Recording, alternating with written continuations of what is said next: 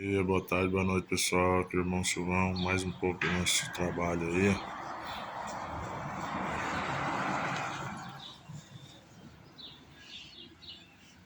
Mais um pouco da nossa obra de arte.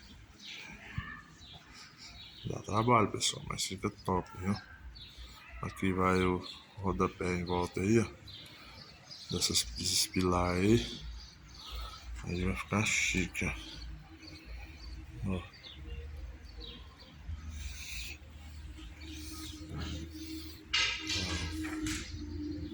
Top, top, top. Aqui a água não passa pra lá, ó.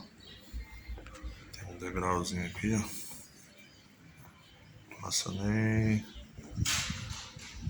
Aqui é o hall da escada, né? Aqui é uma salinha aqui, ó.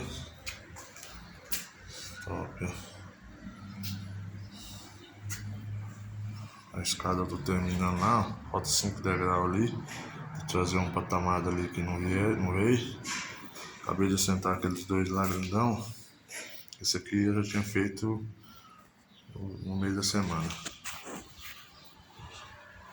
Aí aqui a suíte 1.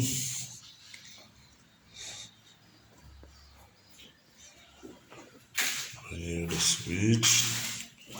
Falta também fazer o rodapé dele também.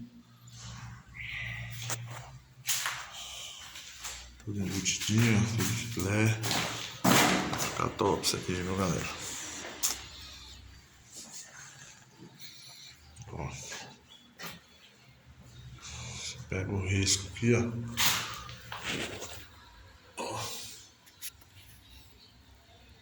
Dá trabalho, galera, mas fica top. Aqui o outro banheiro.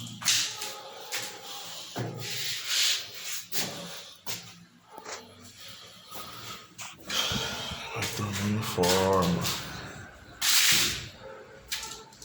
Também eu deixo um degrauzinho. Porventura na hora de lavar o banheiro. Lá não vai, ó, tá vendo? Certinho. Então é isso aí, pessoal.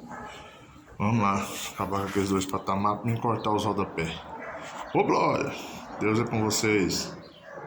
Glória a Deus, viu? Aleluia.